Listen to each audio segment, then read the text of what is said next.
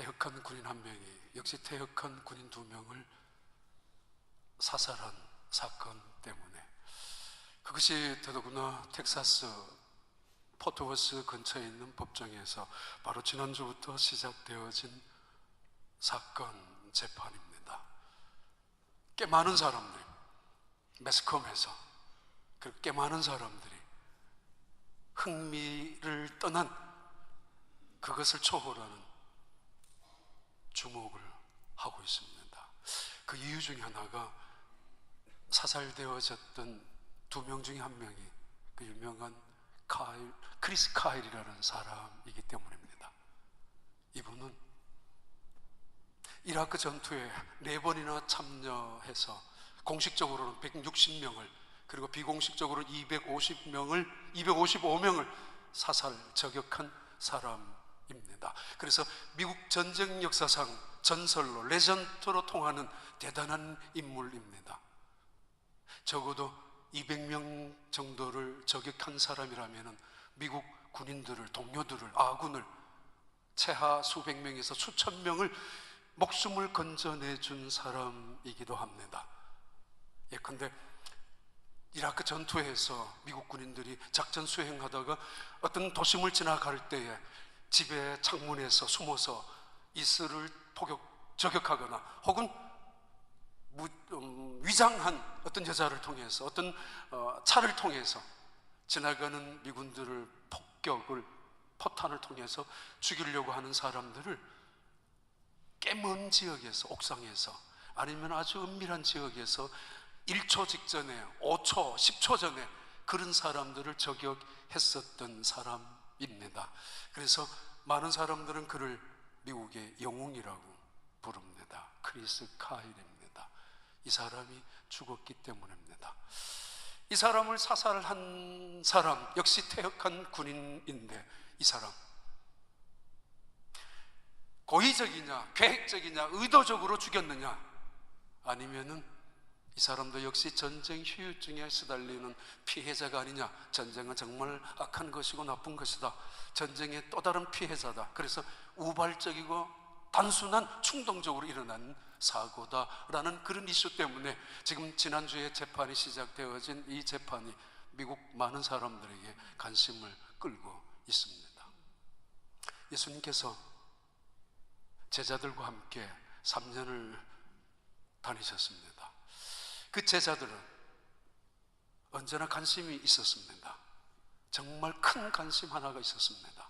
그리고 그 관심은 날이 갈수록 기대감으로 커졌던 관심이 되었습니다. 그리고 그때마다 그들의 마음속에는 질문 하나가 남아 있었습니다. 드디어 예수님께서 예루살렘을 입성하실 때 그들의 관심은, 그리고 그들의 기대는 최고 절정에 커졌었고, 그리고 그때에 예수님을 향하여 그들이 갖고 있었던 질문을 던져놓고 싶었습니다마는 도저히 분위기가, 어쩌면 자기들의 속이 보일까봐 차마 털어내지 못했던 질문이 있었습니다. 그런데 아니나 다를까 예수님께서는 십자가의 처형을 당하시고 말았습니다. 그들의 관심도 그들의 기대도 물거품이 되어버리고 그들이 가슴 속에 담고 있었던 질문조차도 없어지고 말았습니다. 그런데 며칠 후에, 사흘 후에 예수님이 다시 부활하셨습니다. 그리고는 부활하신 예수님께서 갑자기 나타나십니다.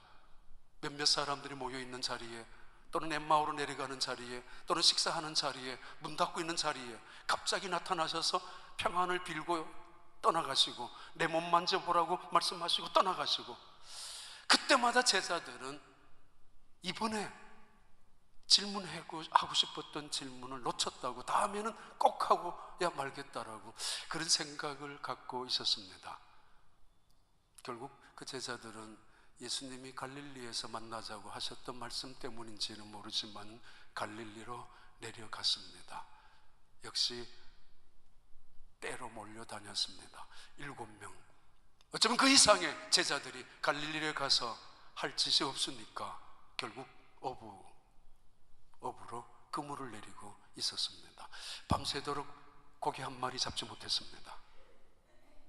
밤새 고기 한 마리 잡지 못하는 그들이 하늘만 쳐다보고 있었겠습니까? 아니면 빈 그물만 내려다보고 있었겠습니까? 서로 말을 주고받았을 것입니다. 정말 이번에 예수님이 다시 나타난다면 꼭 이것만은 물어보자고. 부활하신 예수님이 순식간에 나타나셨다가 정신없이 사라졌지만 이번에는 기어이 물어야 될 질문이 그들의 가슴 속에 다 담겨져 있던 질문이었습니다.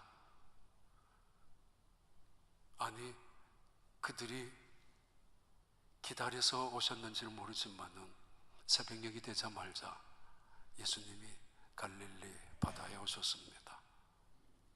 형체를 알아볼 수 없을 만큼 아직도 어두움이 깔려있는 갈릴리 해변가에서 예수님이 그들을 부르셨습니다. 얘들아, 너희들 밤새 고기를 잡았는 것 같은데 얼마나 잡았느냐고. 하나도 잡지 못했습니다. 그 순간 그들은 예수님인 줄 알고 예수님이 계시는 그 바닷가 모래사장 거기에 달려갔습니다. 예수님이 이미 그들을 위하여 컨티넨탈 블랙파스트를 준비해 놓고 계셨습니다. 숯불을, 그리고 그 위에 고기를, 떡을 갖고 계셨던 예수님이, 이 제자들 예수님을 이번에만 만나면 틀림없이 그 질문을 먼저 물어야 되겠다고 생각하고 있었는데 역시 예수님을 향한, 예수님 때문에 선수를 뺏기고 말았습니다. 예수님이 베드로에게 질문하셨습니다. 베드로야, 너가 나를 사랑하느냐고. 예. 두 번째 다시 또 질문을, 세 번째 거듭 질문합니다. 그 분위기의 엄숙함, 분위기의 거룩함 때문인지 차마 그들은 질문하고 싶었던 내용을 차마 엄두도 못 내고 있습니다. 예수님의 표정 때문인지 아니면 자신들의 잘못 때문인지 죄책감 때문인지, 아무튼 그 사건 이후에 예수님은 다시 어디론가 사라지고 마셨습니다. 그 자리에 남아있었던 몇 명의 제자들, 근데 그들이 복음서에는 갈릴리에서 그렇게 마쳤습니다. 이들이 예루살렘에 올라와 있습니다.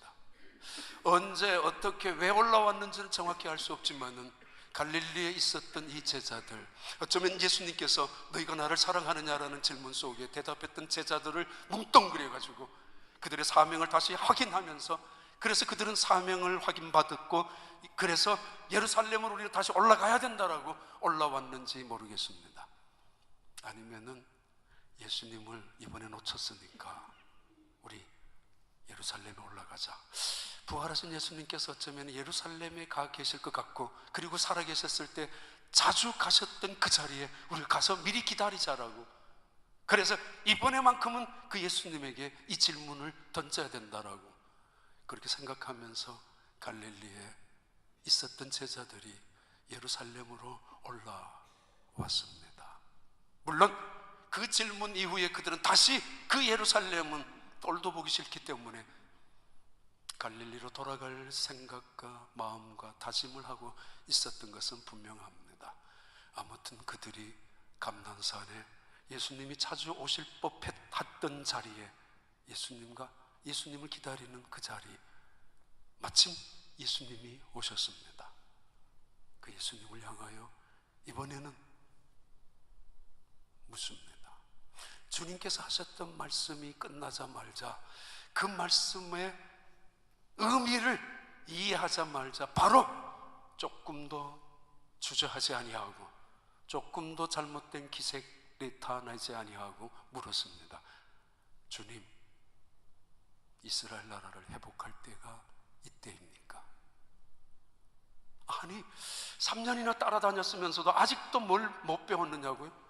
3년이나 예수님을 따라다니면서 아직도 예수님의 뜻을 모르고 있느냐고요? 아니, 주님이 십자가에 죽으셨고 부활하셨는데 부활하신 예수님을 바라보고 아직도 인간적인, 세속적인, 세상적인 욕망을 포기하지 못한 채로 이런 질문을 여전히 하고 있느냐라고요. 비난할 수 있고 비판받아도 할 수 없는 사람들이지만 그러나 그렇지 않습니다. 어쩌면 너무도 당연한 질문이고 어쩌면 자연스러운 그들의 관심, 기대입니다. 그들의 나라는 잃어버린 지 오래되었고 로마의 압제에 의해서 짓밟힌 채로 민족들은 고통을 당하고 압제를 당하고 서러움 속에서 나라 없는 아픔을 당하고 있는 그들에게 관심은 독립이었고, 그들에게 기대는 해방이었고, 그리고 더 나아가서는 그 땅에 하나님이 지켜주는 다윗 왕국의 건설, 그 질문을 갖고 있다는 사실은 결코 잘못된 것은 아니었을 것입니다. 그 질문으로 시작하고 있습니다. 사도행전 1장 6절 다시 한번 보겠습니다. 그들이 모였을 때 예수께 여쭈어 이르되 주께서 이스라엘 나라를 회복하심이 이때이니까 하니, They met together. They asked him, Lord, are you at this time restore the kingdom to Israel? 다시 말합니다. 인간적이고 세속적인 제자들의 욕심만을 나무랄 수 없는 질문, 모든 사람들의 관심과 기대가 있는 질문입니다. 지금 벌어지고 있는 텍사스 법정에서 그 재판, 가장 중요한 것을 찾아내야 될 것입니다. 많은 사람들이 크리스 카일을 영웅으로, 그리고 전쟁터에서 살아난 사람들은 더더구나 그를 영웅으로 존경하고 있습니다. 그가 책을 썼습니다. 아메리칸 스나이퍼라는, 그리고 그 책을 기초로 클린트 이스트우드 우드라는 그 유명한 영화배우는 영화를 2년 동안 준비하고 바로 지난달부터 그 영화가 개봉이 되었습니다. 소문에 의하면 텍사스에서 그 영화가 상영될 때마다 텍사스 사람들은 끝나고 박수를 친다고 합니다. 아마 그 크리스 카일 때문이라고 봅니다. 이게 계획적이냐 아니면은 우발적이냐. 법정에 지난주 11일 날 섰던 크리스 카일의 와이프가 법정에 서서 울면서 증언했습니다. 내 남편은 신실한 믿음을 가지고 있는 사람이라고, 그리고 내 남편의 꿈은 언제나 다른 사람을 구하는 것이라고. 이미 한 차례 군대 갔다 왔지만 이라크 전쟁이 터지자 다시 군대에 재입대하면서 자기 동료들을 건져주고 싶어서, 구해주고 싶어서 스나이퍼로, 저격수로 자원 입대한 사람. 그의 계획 속에는 조국을 향하는 텍사스 카우보이 출신입니다만, 그래서 사람들은 그를 더 영웅이라고 하고 있습니다. 2003년 4월 30일 백악관에서는 유럽의 대표, 그리고 팔레스타인 대표, 이스라엘 대표, 미국 대통령, 조지 부시 대통령 네 사람이 함께 중동 평화를 위한 로드맵 발표를 했었습니다. 로드맵. 팔레스타인 그리고 이스라엘 그 주변에 이루어지는 평화 정책관이 이미 1996년부터 시작되었지만은 2003년 4월 30일 완성이 되면서 1차, 2차, 3차 평화 정책을 위해서 조약했는 그 이름을 중동 평화 로드맵이라고 명명했습니다. 로드맵. 제자들의 로드맵이 있었습니다. 그래서 예수님을 따라다녔고 그들의 관심이 있었습니다. 그리고 그들의 관심과 기대는 점점점 커져갔습니다.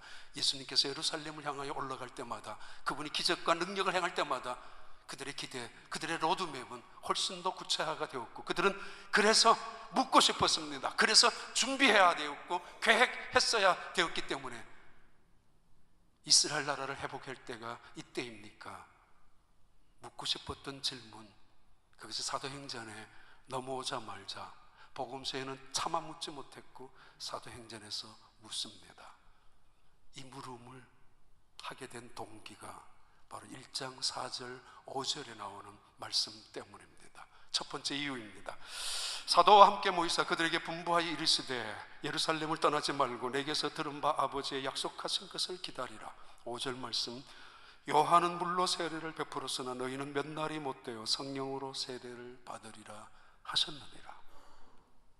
이 말씀을 마치자 말자 제자들은 기다렸다는 뜻이 한 사람이 아닙니다. 미완료 가구형으로 계속되어지는 질문이고, 그리고 여러 사람들이 끊임없이 묻는 질문입니다. 세상 모두의 관심과 기대이기도 합니다.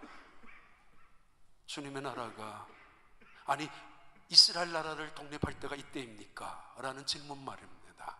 그 질문을 그들이 떳떳하게 뱉어낼 수 있었던 이유는 바로 1장 4절 5절에 예수님이 하셨던 말씀 때문입니다. 너 나 사랑하니? 라고 물었다면 차마 나라 회복할 때를 묻지 못했을 것입니다. 무슨 염치로? 무슨 염치로 그럴 수 있겠습니까? 근데 1장 4절 5절의 말씀이 왜 이들이 염치불구하고 질문을 던질 수 있었을까? 예수님께서 그들에게 말씀하셨습니다. 예루살렘을 떠나지 마라. 그리고 내가 너희들에게 말한 거 있지, 그것은 내 아버지께서 약속하신 것이야. 그것이 이루어질 때까지 기다리라고. 요한복음 14장 13절부터 나오는 말씀, 예수님께서 여러 번 언급하셨습니다. 요한복음 14장 말씀입니다. 16절에 내가 아버지께 구하겠으니 그가 또 다른 보혜사를 너희에게 주사 영원토록 너희와 함께 있게 하리니. 17절 그는 진리의 영이라 성령을 말합니다. 16장 그러나 진리의 성령이 오시면 그가 너희를 모든 진리 가운데로 인도하시리니 그가 스스로 말하지 않고. 14절 그가 내 영광을, 성령께서 그리스도의 영광을 나타내리니 내 것을 가지고 너희에게 알리겠습니다. 예수님께서 특별히 떠나시기 직전에 매우 강력한 인텐시브 코스로 그들에게 더 라스트 렉처를 하셨을 때 가장 중요한 주제는 성령이었습니다. 예수님께서 하시는, 내가 떠나가면은 성령이 오실 것이야. 그런데 이것은 예수님이 처음 하신 말씀이 결코 아닙니다. 이미 하나님께서 약속하신 것입니다. 성경에는 최고의 언약이 있다면 창세기 12장 1절부터 4절까지의 언약이 최고의 언약이고, 그것을 최고의 이스라엘 민족에게, 하나님의 백성들에게 주시는 축복이라고 말씀합니다. 아브라함에게 주셨던 언약입니다. 너는 본토, 고향, 친척, 아비집을 떠나 내가 너에게 지시할 땅으로 가라. 떠나가라. 내가 너로 큰 민족을 이룰 것이며 너의 이름을 창대하게 할 것이며 너가 복의 근원이 될 것이라. 사람들이 누구든지 너를 저주한다면 내가 그를 저주할 것이고, 사람들이 너를 보고 축복한다면 나도 그를 복을 줄 것이라고 말씀하셨던 최고의 언약. 여호수아서 1장 4절부터 8절까지 너는 마음을 강하게 하고 담대하라. 두려워하지 마라. 내가 너와 함께 함이니라. 결코 두려워하지 마라. 이 말씀은 하나님의 말씀이었습니다. 그래서 여호수아는 그 말씀을 쫓아 형통한 길을 걸어가기 시작했었고, 아브라함도 여호와의 말씀을 쫓아서 그 길을 걸어갔다고 성경은 표현하고 있습니다. 그런데 하나님의 약속, 언약도 약속이고 하나님의 축복도 약속이지만은 특별히 강조해야 될 대단히 중요한 언약일 경우에는 반드시 약속이라고 표현합니다. 세 가지일 경우에 메시아의 언약은 약속이라고 하고, 두 번째는 하나님의 나라의 언약은 하나님의 약속이라고 하고, 하나님의 나라의 약속, 세 번째 성령을 보내주시겠다는 하나님의 언약은 약속이라고 합니다. 약속, 장난삼아 하는 말 아닙니다. 약속, 기분 좋을 때만 하는 게 아닙니다. 약속, 헛털기 하는 게 아니라 목숨을 걸고 반드시 지켜내는 것이 약속입니다. 내 아버지께서 목숨을 걸고 그의 인격을 걸고 성취시켜 나가는 것이 뭐라고요? 성령이라고. 성령. 내 아버지께서 약속하신 것을 받을 때까지 기다리라. 그리고 5절에 말씀합니다. 요한은 물로 세례를 주었지만은 너희는 몇 날이 못 되어 성령으로 세례를 받게 될 것이라고. In a few days you will be baptized with the Holy Spirit. 이 말을 듣자마자 그들은 기다렸다는 듯이 그러면은 우리 이스라엘 민족을 회복할 때가 이때입니까? 라고 생각했었던 이유는 성령의 세례가 이루어진다면, 성령의 역사가 이루어진다면, 성령의 강림이 이루어진다면 그 날이거든요. The day of Lord, 하나님의 날이거든요. 하나님이 약속하신 날이거든요. 그러면은 그 하나님의 약속하신 그 날이 바로 이스라엘을 회복하는 날과 동일한 날이 아니겠느냐라는 뜻으로 질문한 것입니다. 어쩌면 비슷하지만은 그러나 전혀 다른 차원의 하나님의 나라를 말합니다. 복음서의 주제도 그러합니다만은 사도행전의 주제는 굉장히 중요한 두 가지의 기둥을 갖고 있습니다. 하나의 기둥은 예수 그리스도의 부활입니다. 너희가 십자가에 달려 죽으신 죽이 예수 그리스도를 하나님께서는 다시 부활케 하셨다. 이게 사도행전에 나타나는 복음이고 캐리그마, 교회의 생명입니다. 너희가 못 박아 죽인 예수를 하나님께서 다시 살리셨다. 부활. 또 하나의 사도행전의 또 다른 중요한 기둥은 성령의 임재입니다. 하나님이 성령의 임재를 약속해 주셨습니다. 두 가지 기둥은 사도행전의 기둥이지만은 교회의 기둥이고 기독교의 중요한 역사입니다. 그래서 사도행전을 사도의 행전이라고 하고 교회의 행전이라고 하지만은 엄격히 보면은 바로 성령의 행전이라고 불리워지는 이유가 여기에 있습니다. 요한은 물로 세례를 주었지만은 상징입니다. 죄 씻음의 상징, 그리고 고백입니다. 나는 이제는 하나님의 백성으로 살 것이다, 이제는 새롭게 살 것이라고 서약하는 서약의 그 상징, 그 의미가 물로 세례를 받는 것을 말합니다. 이제 죄에서 용서받은 새로운 삶으로 살겠다고. 그런데 이 상징이 실제로 바뀌는 사건, 이 의미가 구체적으로 바뀌는 사건, 기독교는 철학이나 소신이나 아니면 기독교는 묵상이나 아니면 수양의 종교가 아니에요. 지식의 종교는 더더구나 아닙니다. 요한은 물로 세례를 주었지만은, 그걸로 시작되었지만은 그것이 기독교의 핵심이 아니다. 너희는 몇 날이 못 되어 정말 내 아버지께서 목숨을 걸고 약속한 성령을 세례로 받을 것인데, 뭐예요? 상징이 실제적으로 막연한 믿음이 아니라 구체적이고 실제적인 것. 십자가가 상징 바라보는 것, 때로는 액세서리가 아니라 능력이라는 이야기입니다. 파워라는 이야기예요. 믿음이란 구름 잡는 이야기가 아닙니다. 내 생활 속에서 하나님의 능력이 어떻게 나타나는가? 십자가란 목에 걸고 다니는 게 아니에요. 내 삶 속에서 어떻게 그 기적 같은 역사가 이루어지는가? 그 말씀을 예수님께서 할 수 있는 말씀입니다.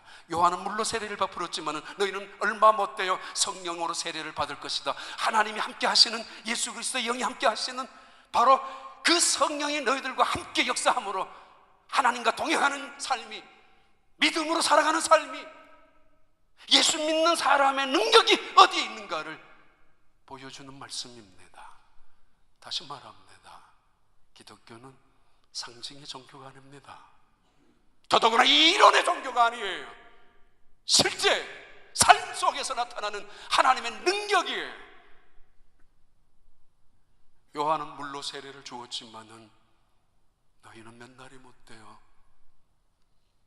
성령으로 세례를 받을 것이라.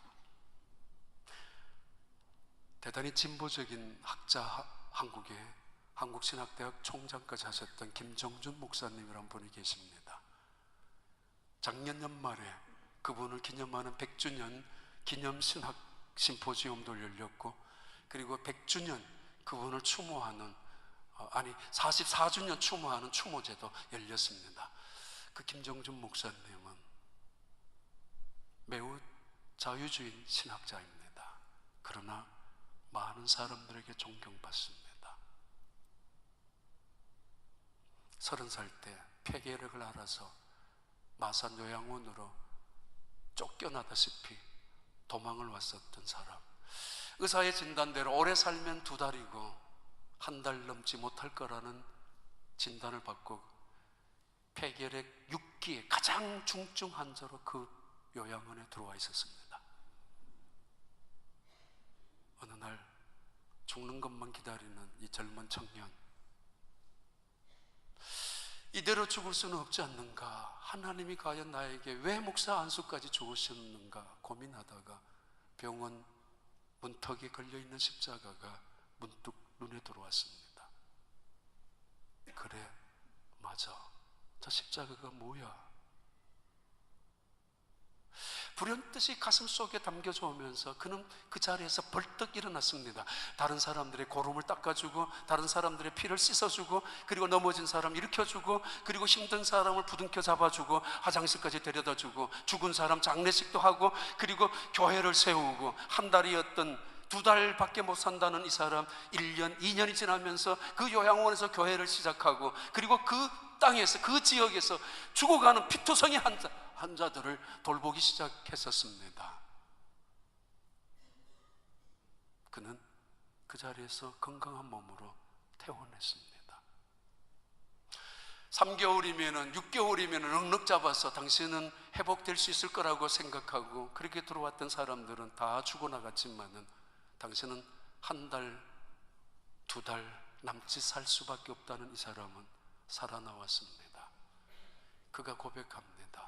십자가는 내게만은 실제적인 사건이었다고. 그가 죽음으로, 그가 채찍에 맞음으로 내가 나음을 입었다는 이야기가, 그리고 이 빈 십자가가 의미하는 예수 그리스도의 부활이 무엇이라는 것, 그 부활의 능력이 내게 어떻게 적용되었던가를 고백하며 살아갔던 목사님이십니다. Are you at this time restore the kingdom to Israel? 그들에게 예수님께서 이렇게 대답하십니다. 사도행전 1장 7절의 말씀, 예수님의 직접적인 대답입니다. 1장 7절의 말씀입니다. 이르시되 때와 시기는 아버지께서 자기의 권한에 두셨으니 너희가 알 바 아니요. He said to them, It is not for you to know. 뭘 그렇게 알려고 그래요?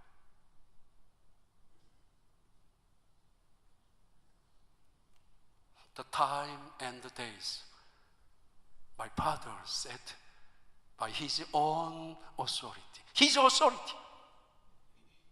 복음서에 이 비슷한 이야기가 하나 나옵니다. 요한복음 21장에 나오는 말씀, 21장 21절부터 나오는 말씀입니다. 이에 베드로가 그를 보고 예수께 여짜오되 주님, 이 사람은 어떻게 되겠사옵나이까? 누구를 향하여 하는가 하면은 요한복음을 기록한 요한이 저 멀찌감치 앞에 걸어가고 있으니까 베드로가 궁금해서 예수님께 물었던 질문입니다. 예수님, 저 요한은 어떻게 될 것 같습니까?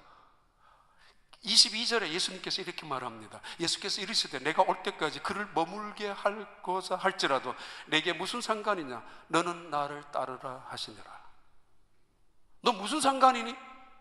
뭐 무슨 호기심이 그렇게 많아? 그건 너가 해야 될 일이 아니야. 뭐야? 넌 나를 따라와. 넌 날 따라오란 말이야. 요한복음에 몇 가지 특징이 있는데 그 중에 하나가 요한복음 나중에 기록한 책이거든요. 예수님께서 살아계셨을 때 이 성전을 헐어버리라, 내가 다시 사흘 만에 일으키리라 라는 말씀, 그때는 몰랐습니다만 부활하고 난 다음 오랜 시간 지난 다음 그 뜻이 무엇인가를 알고 기록한 요한복음 2장의 이야기도 있는 것처럼 이 말씀에 23절에 이렇게 나와 있습니다. 요한복음 21장 23절에 이 말씀이 형제들에게 나가서 그 제자는 죽지 않아야겠다 하였으나 예수의 말씀 그가 죽지 않겠다 하신 것이 아니라, 한참 지난 다음, 적어도 30년 지난 다음 이 요한복음 기록한 사람의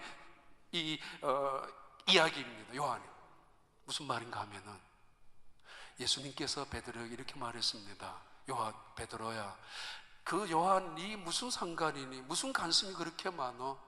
넌 나를 따라와. 내가 그를 200년, 1000년을 살게 한들 그게 너와 무슨 상관이냐 말이야. 넌 나를 따라오라고. 이 말씀 한마디 때문에 초대교회 사람들은 사도 요한은 결코 죽지 않을 거라고, 적어도 예수님이 재림할 때까지는 살아서 있을 거라고 생각했었던 헛소문이, 거짓 소문이, 뜬 소문이 돌아다녔다라는 이야기. 교회는 헛소문을 따라다니는 곳이 아닙니다. 교회는 쓸데없는 소문 따위로 쫓아가고 우왕좌왕하는 것이 아닙니다. 넌 나를 따라오라고. It is not for you to know the time and the date. 이건 크로노스와 카이로스를 말합니다. 연대기 전 정해진 시간, 시간적인 나열, 크로노스와 때와 기한은, 타임, 데이트라는 이야기는 하나는 크로노스고 또 하나는 카이로스입니다. 카이로스는 하나님이 정한 때, 어떤 시간의 정점, 하나님의 계획을 통하여 성취되는 어떤 시간의 타이밍을 카이로스라고 하는데, 그 시간도 그 타이밍도 그거 내 아버지의 오소리티, 엑스시아, 하나님이 가지는 절대 권한, 하나님만이 갖고 계신 절대 주권에 속하는 것이지 너가 왜 간섭하느냐고. 우리는 하나님을 신앙합니다. 그러나 그 이유로 하나님의 영역을 침범해서는 안 될 것입니다. 우리는 하나님을 사랑합니다. 그 이유 때문에 하나님을 지나치게 간섭해서는 안 될 것입니다. 시어머니가 며느리를 사랑하는 것까지는 좋은데 뭐 빨래 다 해주고 나중에는 며느리 옷장까지 다 정리해 준다면 그 며느리 그냥 있지 않을걸요? 왜요? 사랑으로 했는데. 아니, 왜요? 영역의 침범이기 때문입니다. 시어머니도 마찬가지입니다. 하나님의 주권, 하나님의 뜻, 하나님의 그 통치하심을 존중히 여겨주는 겸손한 마음, 그래서 그들은 그 뜻을 받아들일 때 겸손하게, 감사하게, 순종하고 받아들이며 나아갈 수 있는 것입니다. 너희 알 바 아니요? 넌 날 따라와. 왜 그래? 넌 날 따라오란 말이야. 내가 그를 천년 만년을 살게 한들 그게 너와 무슨 상관이냐고. 교회는 주님을 따라가는 곳입니다. 교회는 주님의 말씀에 집중하고 따라가는 것입니다. 언제 회복되는, 바로 이때가 이스라엘을 회복할 때가 아닙니까? 맞아요. 하나님의 나라가 회복되는 것입니다. 부활할 그 예수 그리스도를 주인으로, 하나님을 왕으로 섬기는 하나님의 나라, 인생의 새로운 주인을 바꾸는, 새로운 왕을 섬기는, 하나님만을 내 인생의 주인으로 정말 섬기는 새로운 나라의 시작, 그것이 너희들에게 관심이 되어야지. 너희 알 바 아니야. 무슨 상관이 있냐고. 그러면서 예수님께서 말씀하시는 사도행전 1장 8절의 말씀입니다. 1장 8절에 오직 성령이 너희에게 임하시면 너희가 권능을 받고 예루살렘과 온 유대와 사마리아와 땅끝까지 이르러 내 증인이 되리라. 1년 초가 되면은 회사나 가정에서는 계획을 발표합니다. 큰 회사일수록 신제품을 개발하고 그것을 로드맵으로 청사진을 발표하게 됩니다. 대통령이 취임하면서, 장관이 취임하면서 어떤 로드맵을, 우리가 이런 계획을, 이런 준비를 할 것이며 목표는 이것이다라고 누구든지 로드맵을 갖고 있습니다. 국가도, 개인도, 가정도, 제자도 갖고 있었습니다. 근데 예수님도 갖고 계십니다. 하나님도 우리를 향하는 로드맵을 갖고 계십니다. 가게 하나 하면은 새로운 가게 또 하나 하고 2개, 3개를 할 로드맵을 갖고 있는 사람들, 이 자식 키워놓으면 다시 어떤 일을 할 것이고 이제 예수님 믿는 일은 앞으로 차차 해야 될 것이고, 이런 계획을 갖고 계시는 분들, 아니 이 문제 저 문제 앞에서 이 문제를 해결하기 위하여 몸부림을 치는 분들, 로드맵 거창한 단어가 아니라 할지라도 나름대로 계획이 있을 것입니다. 전 솔직히 그 영화를 봤습니다. 동부에서 내려오셨던 목사님들이 그 영화를 보자고 해서 한번 본 적이 있습니다. 아메리칸 스나이퍼라는 영화를 같이. 근데 내내 마음은 썩 편하지는 못했습니다. 마지막에 그분이 죽는 장면 때문에 나오면서도. 적어도 적을 200명 이상을 정확하게 조준해서 사살한 저격수, 7살 때부터 아빠를 따라서 사냥을 즐겼던 이 아이, 온통 계획은 나라에 대한 애국자입니다. 그런데 그가 이라크 전투에서 4번이나 살아났는데 기가 막히게 그냥 편안한 미국 땅에 뒷자리에 앉아있는 동료에 의해서 죽고 말았습니다. 저한테는 그게 뭘 의미하는지 마음이 내내 무거웠습니다. 미국에서는 영웅이지만은 이라크에서는 그를 악마라고 불렀습니다. 그 정도로 위대한 두려운 존재였는데 왜 허망하게 총으로 죽었을까? 마지막에 하나님의 계획이 우리에게 무엇이었을까? 그의 아내가 법정에서 울면서 자기 남편을 사살한 그 사람 고의적이라고. 예수님의 로드맵, 우리가 사람을 살리는 데 있습니다. 오직 성령이 너희에게 임하시면 너희가 권능을 받고 예루살렘과 유대와 사마리아와 땅끝까지 이르러 내 증인이 되리라는 이 말씀은 제자들은 관심이 준비에 있습니다. 프로그램이 있습니다. 그들의 기대는 하나님의 나라가 아닌 이 땅의 나라에 있습니다. 그래서 철저하게 계획해야 되고 타임 스케줄이 있어야 되고 철저하게 로드맵을 만들어 놓고 계획해 나가는 청사진이 그들에게 필요했습니다. 인간적인 계획, 그게 잘못된 것만은 아니었을 것입니다. 근데 예수님의 계획 분명합니다. 그들의 관심은 스케줄이었고 그들의 관심은 스펙이었고 그들의 관심은 오늘의 문제 앞에서 어떻게 해결될 것인가에 그 떡의 문제였지만은 예수님의 관심 집중은 능력이었습니다. You will receive the power when the Holy Spirit comes on you. 성령이 너희에게 임할 때 너희가 능력을, 두나미스, 능력을 받게 될 것이라고. 그러면 you will be my witness in Jerusalem, all Judah and Samaria and the ends of earth. 갈릴리 촌 사람들, 갈릴리 밖에 별로 나가본 적이 없는 사람들, 아니 배운 것도 없는 제대로 없는 사람들, 그들이 무슨 땅끝을 논할 자격이 있겠습니까? 근데 예수님이 말씀합니다. 능력을 말합니다. 두나믹스라는 다이나마트 폭발적인 능력을 말합니다. 부활의 능력을 그들에게 말씀하고 있습니다. 성령의 임재를 통하여 죽음에서 생명으로 바꿔주는 능력, 죄를 의롭게 만들어주는 능력, 절망에서 소망을 갖게 하는 능력, 문제 앞에서도 오히려 기쁨과 감사를 지켜나갈 수 있는, 불안과 두려움 속에서도 마음속에 평강을 유지할 수 있는, 원망과 불평 속에서도, 아니 미움과 시기와 증오 속에서도 다스릴 수 있는 그 능력, 그 능력, 내 고집, 내 생각, 내 뜻으로가 아니라 아버지 뜻을 맡기면서, 아버지의 권한에 맡기면서 모든 타임 스케줄을 내려놓고 아버지의 뜻에 따라가면서 살아갈 수 있는 그 능력. 이때까지 자기의 깨를 가지고, 자기의 채소를 가지고, 재간을 가지고 부리며 살아왔던 그들이 한 게 뭐 있어요? 3년 동안 예수님을 따라다니면서. 그러나 예수님은 그들에게 확실한 비전을 주십니다.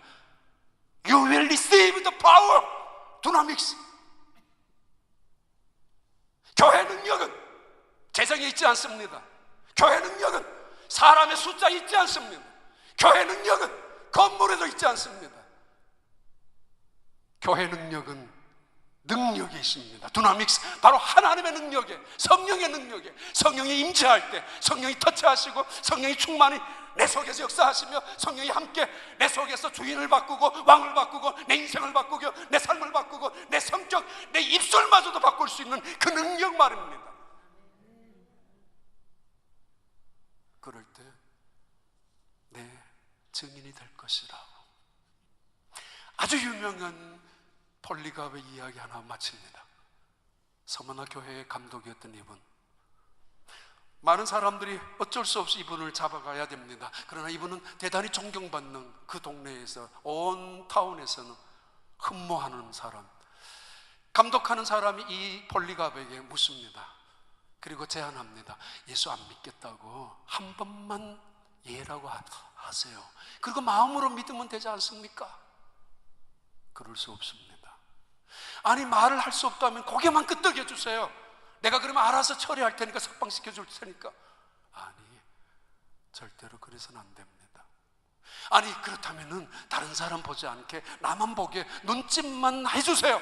예수 안 믿겠다고. 그러면 내가 석방해 주겠습니다. 그럼 내가 도장을 찍어서 당신 밖에 내보내 주겠다고. 아닙니다. 그 예수님은 나를 86년 동안에는 한 번도 모른 척 안 했는데 내가 이 나이에 살겠다고 예수님을 모른 척 한다고요? 장작더미 위에서 기름에 온몸에 불을 붙이고 죽어가는 직전에 세상을 향하여 기도했었던 그분의 기도가, 하나님, 나는 이 순간 한 시간 안에 다 타버리고 말 이 불기둥 속에 있지만은 세상 사람들, 영원히 꺼지지 않는 불구덩이에 들어가 있던 사람들 어떻게 해야 되겠느냐고 부르짖으면서 죽어간 이 폴리갑 선교사님 감독. 너희는 능력을 받으면 내 증인이 될 것이라고 예수 안 믿는 척 괜히 장사하는 사람들 앞에서, 괜히 어디 모임에 가면은 집사 아닌 척, 장로 아닌 척, 목사 아닌 척 예수 안 믿는 사람처럼 손해볼까봐, 책임질까봐 부끄러워서, 창피해서, 자신 없어서. 왜요? 능력이 없기 때문에. 오직 성령이 너희에게 임하시면 너희가 두나믹스 다이나마이트 같은 폭발적인 힘을 가지고 그 능력을 가지고 내 증인이 되리라.